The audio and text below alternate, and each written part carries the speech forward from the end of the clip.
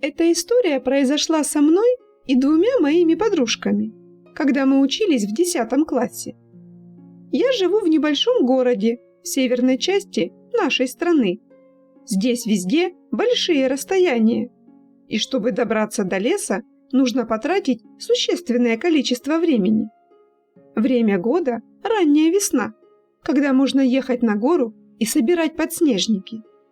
Добравшись до остановки Дачная на автобусе, мы дошли до горы и, забравшись на нее, стали собирать цветы. К слову сказать, на севере они растут такие пушистые.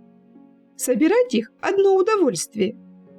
Если бы мы, конечно, знали, что застрянем здесь, никогда бы сюда не приехали. Мы замечательно отдохнули, набрали подснежников, поиграли в теннис и пофотографировались. К 9 часам мы спустились вниз, под гору, каждая с букетиком подснежников. Поставив рюкзаки на асфальт, мы стали ждать машину. Так прошло минут 15. Варя посмотрела на часы и сказала: «Что-то Дима задерживается». Дима – это старший брат нашей третьей подружки Лены. Она должна была предупредить его, чтобы он приехал и забрал нас. Начинало холодать. На нас были надеты куртки-ветровки, джинсы и шапочки с шарфиками. Пока мы ходили в ожидании вокруг своих рюкзаков и перешучивались, прошло еще с полчаса. Изредка проезжающие машины на пустынной дороге ухудшали настроение. Лена странным образом притихла, и я решила уточнить: «Ты точно Диме сказала, чтобы он нас забрал? Если он за нами не приедет, то мы отсюда не выберемся». Уже ежилась от холода Варя. Автобусы уже не ходят. «Обычно он не опаздывает», – задумчиво посмотрела на дорогу она. «Хотя...» «Что хотя?» Помолчав, Лена вздохнула и призналась: «Я с ним не успела поговорить. Его телефон был вне зоны доступа. Просто оставила дома на столе записку». Я начала возмущаться ее недальновидности и даже расплакалась. Наши телефоны тут не принимали сигнал. От города это было слишком далеко. Каким способом возвращаться домой, я, например, вообще не представляла. Варя была старше нас на год, поэтому, видимо, решила собраться и предложила: «Давайте пройдем на проезжую часть и поймаем попутную машину». «А если Дима приедет, а нас нет?» – возразила Лена. «Прошло уже полчаса, он не приедет», – едко сказала я. «К тому же у нас нет денег на попутку, и я не сяду в незнакомую машину». «Я тоже в незнакомую машину не сяду», – проблеяла Лена. Варя задумалась и показала направо рукой. Там у подножья горы на склоне располагались дачные участки. Их черные домики на фоне почти растаявшего снега выглядели как стайка копошащихся муравьев.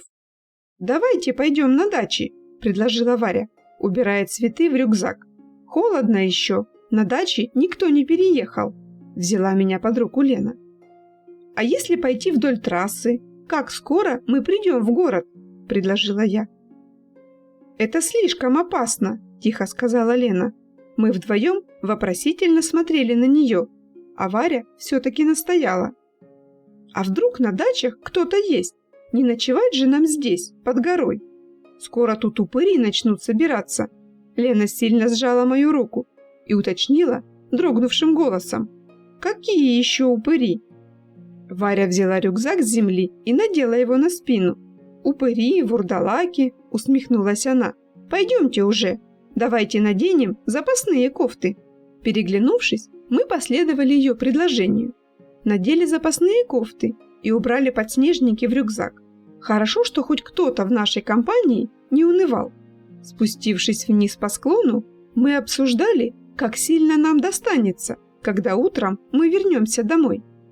Но это была второстепенная проблема. Сначала нам предстояло пережить эту ночь и дождаться, когда начнут ходить автобусы. Когда мы вошли на территорию дач, уже совсем стемнело. Каждый шорох заставлял нас вздрагивать. Мы хоть и надеялись на Варину смекалку, но она ведь была таким же подростком, как и мы. Надеясь, что хоть где-то горит свет, мы переходили от забора к забору и вглядывались в щели досок. Лена уже начинала жаловаться, что замерзла. Да и у меня пальцы на ногах онемели. Мы держались за руки и прижимались друг к другу. Так было теплее. «Кажется, здесь находится Серегина дача», – внезапно вспомнила Варя. Серега был бывшим парнем Вари. По последним ее новостям, они расстались вот уже несколько месяцев. Их отношения были очень сложными. Они все время то сходились, то расходились. Причем больше по его инициативе они разрывали отношения. Мы поплутали по дачным улочкам еще около 10 минут, пока, наконец, Варя не узнала знакомый дом. Да, вроде бы здесь. Вышла на середину поселочной дороги, оглядываясь. Мы ездили сюда в прошлом году, только надо вспомнить, как она выглядит. Она смешно крутила головой. Торчащие из-под шапки красные растрепанные волосы были как яркие перышки на фоне угрюмо покосившихся дачных домиков. «Вспоминай быстрее, пожалуйста», – переминалась с ноги на ногу Лена. «Я замерзла и устала». «Ну да, вроде туда», – показала она. Мы снова пошли за ней. Варя стала рассказывать. В прошлом году мы как раз в это время сюда ездили. Тут его бабушка жила уже, а Серега приезжал к ней печку топить. Может, она и сейчас здесь? А она не будет против, что мы приперлись? Не будет, я же Серегина девушка, возразила она. Я протянула. А Серега знает, что ты снова его девушка? Мы с Леной рассмеялись. Варя посмеялась вместе с нами.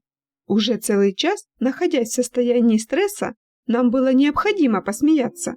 Смех вроде как и кровь разогнал, и настроение поднялось. Калитка и ворота стояли закрытыми.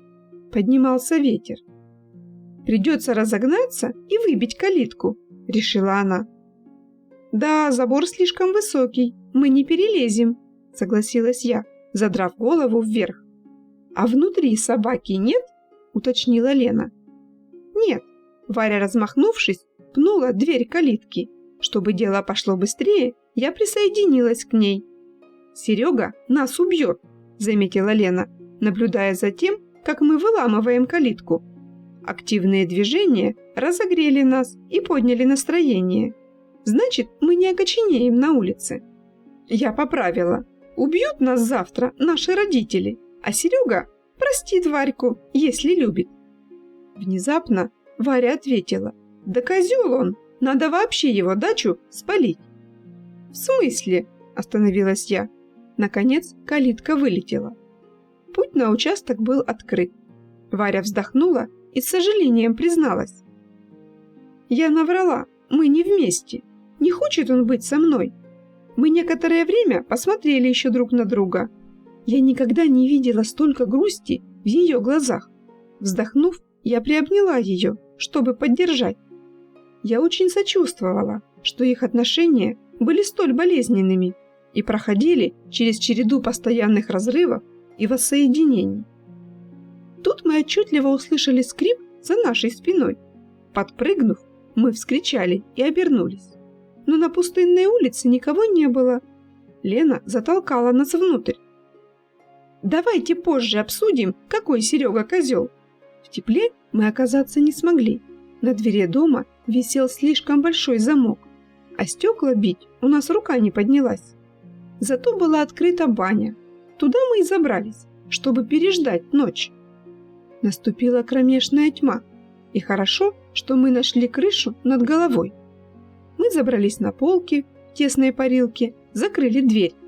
Толстые бревенчатые стены и двери давали надежду, что помещение нагреется хотя бы от нашего дыхания. Топить печь мы не умели, да и не было на участке сухих дров. Некоторое время мы пытались согреть окоченевшие ноги, сняли шапки и шарфы, так как от ветра уже были защищены, и намотали их на ноги. Измотанные экстремальной ситуацией, мы немного задремали. Странный звук, похожий на шепот человеческого голоса, разбудил меня. Я вздрогнула всем своим телом, открыла глаза. Лена, прикорнувшая на моем плече, проснулась вместе со мной. «Что это было?» – обеспокоенно спросила я. «В смысле?» – сонно протерла глаза она. «Какой-то шорох», – забеспокоилась я. «Я слышала какой-то шорох». Мы разбудили Варю и притихли, прислушиваясь изо всех сил. «Мы вообще дверь закрыли?» – спросила Лена. «Там есть крючок на двери?» Я не закрывала. И я нет. Мне казалось, будто я слышу чьи-то шаги вокруг баньки. «Девочки, не будьте такими трусливыми. Может, это собака бегает?» – прошептала Варя. «Это не собака бегает. Тут кто-то есть», – дрожа от страха, сказала я. «Некому там быть», – шепотом заверяла нас Варя. «Кто будет шариться на улице? Такой дубак». «Но мы же шаримся», – возразила Лена. «Много кто может шариться. Бичи, алкаши, убийцы какие-нибудь». Меня начинала охватывать паника. И я начала ныть.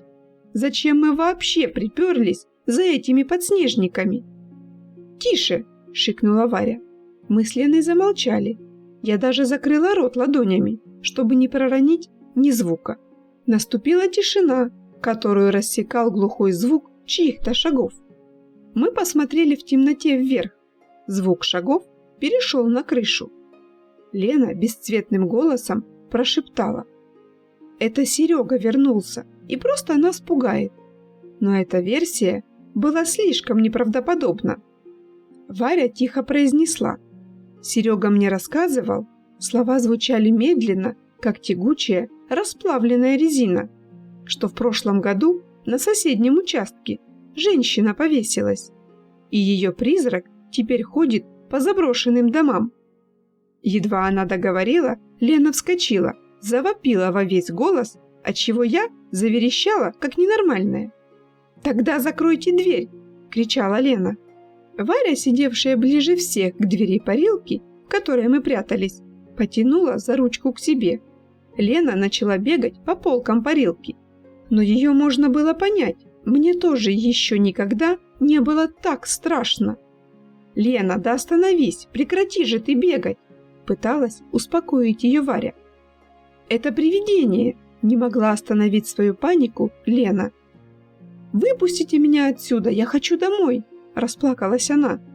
Она действительно пыталась выйти, толкая дверь и заходясь в истерике. Мне пришлось обнять ее и усадить рядом с собой, чтобы она не мешала Варе держать дверь. «Нам лучше оставаться здесь». «Она проникла в предбанник», – плакала Лена. «Она уже здесь».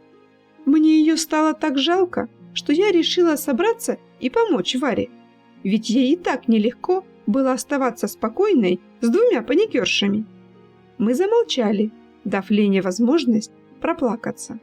Когда она успокоилась, мы с Варей поменялись местами. Она взяла Лену за руку, а я стала держать ручку двери. Несмотря на то, что ее никто не дергал, нам это давало уверенности. Больше шорохов и шагов не слышалось. «Стоп, девочки!» – проговорила Лена. «Мы же умные. Давайте соберемся и включим голову.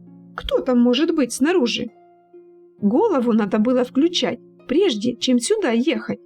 В очередной раз проворчала я. Мы некоторое время помолчали в раздумьях. Вздохнув, Варя первой начала выдвигать версии. «Я думаю, что это точно не люди, иначе бы они уже давно вошли сюда». «Зачем?» – рассердилась она. «Давайте будем реалистами. Кто симпатичнее всех, то и не повезло», – внезапно пошутила Лена. Варя устало усмехнулась, а я попросила: «Да заткнись ты». Я посмотрела на силуэт Вари и попросила: «Давай рассуждай дальше. Если бы это было привидение, оно бы сюда уже давно влетело. Для них стена не преграда». Наш разговор потихоньку развеивал страхи. Немного посовещавшись, мы пожалели, что не закрыли дверь в предбанник, ведь там был опускающийся крючок. Лена заявила, что из парилки никуда не выйдет. Пошарив здесь по углам, мы нашли пустую стеклянную бутылку, которую взяла Варя, а мне пришлось взять ракетку от бадминтона. «Закрой за нами дверь», — сказали мы Лене, — «и не открывай, чтобы ты не услышала». Оставайся в парилке». «Хорошо», – кивнула она. «Мы пойдем вдоль стенки», – сказала мне Варя. «Держись за мной.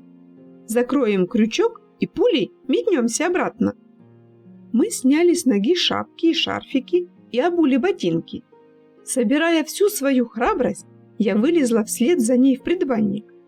Еще никогда такое маленькое помещение не казалось мне таким огромным. Лена закрыла за нами дверь. Через целлофановое окно проникал тусклый свет от луны. Мы огляделись. Здесь ничего подозрительного не было. Варя двинулась вперед. Я вслед за ней, с твердым намерением отчаянно защищаться ракеткой. Половицы противно скрипели под нашими ногами. Разбушевавшаяся фантазия живописно рисовала мне распахнувшуюся дверь и врывающегося сюда убийцу. Наконец мы добрались до внешней двери, и Варя протянула руку к крючку. Он должен был опуститься в петлю из гвоздя, торчащую из двери. Но не дотягивался. Мы потянули за ручку, но все было тщетно. Нужно было распахнуть дверь и изо всей силы захлопнуть ее. «Придется открыть дверь», – шепнула Варя. «Блин», – проронила я. «Давай», – подбодрила меня она. Сердце стучало в моей груди с таким гулом, что казалось, что я теряю сознание от страха. Выдохнув, мы решились и распахнули дверь. В следующую секунду вместе с ледяным воздухом улицы раздался оглушительный собачий лай. Варя, стоявшая одной ногой на пороге, поскользнулась и упала. По инерции я с воплем вцепилась в ручку, и ее ногу зажала в дверном проеме. Мы визжали от страха, как сумасшедшие. «Она тащит меня за ногу!» – кричала Варя. «Отпусти дверь!» «Она забежит сюда!» – возражала я. Пока мы вопили, собака отпустила ее, и она смогла втащить ногу обратно.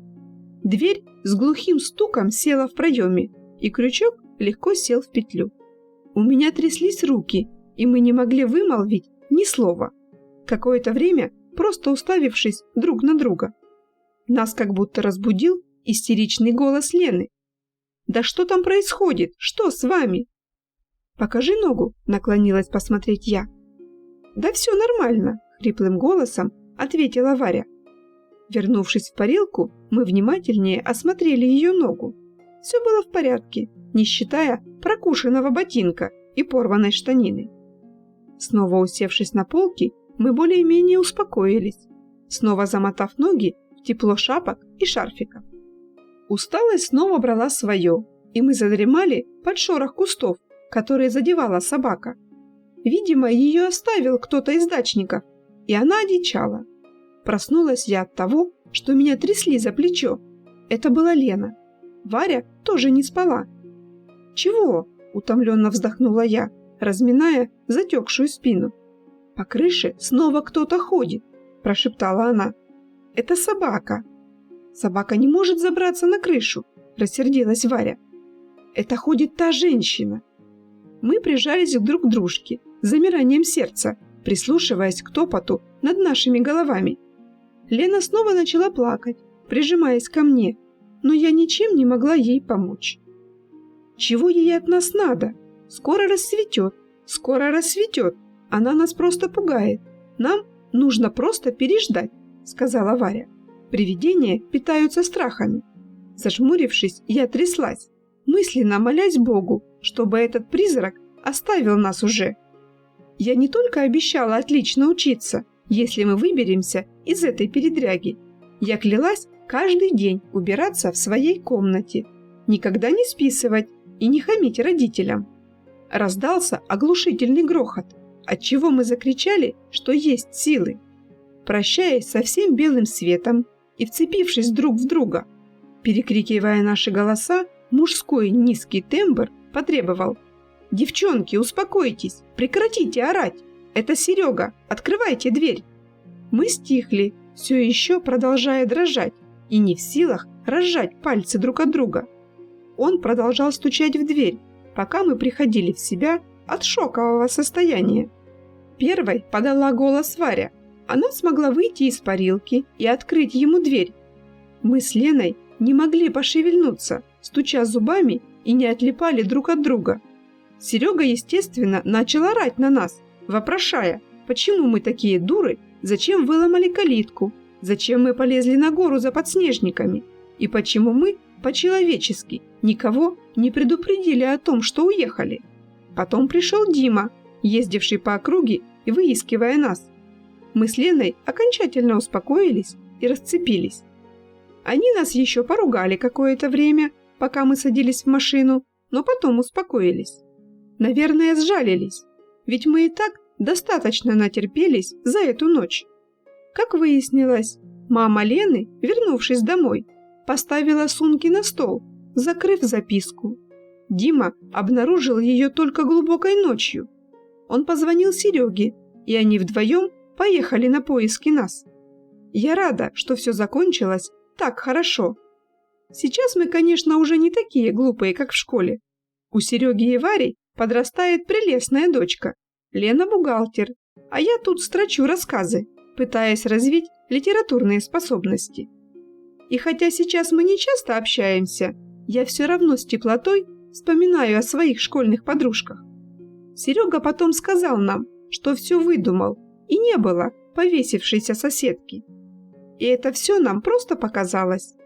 Мы же, в свою очередь, предпочли забыть об этом и не вспоминали эту историю. Столько лет уже прошло, мне и самой начинает казаться, что все это было плодом нашего воображения. Мистические истории, к сожалению, всегда остаются неразгаданными, и наша не оказалась исключением. И пусть будет так.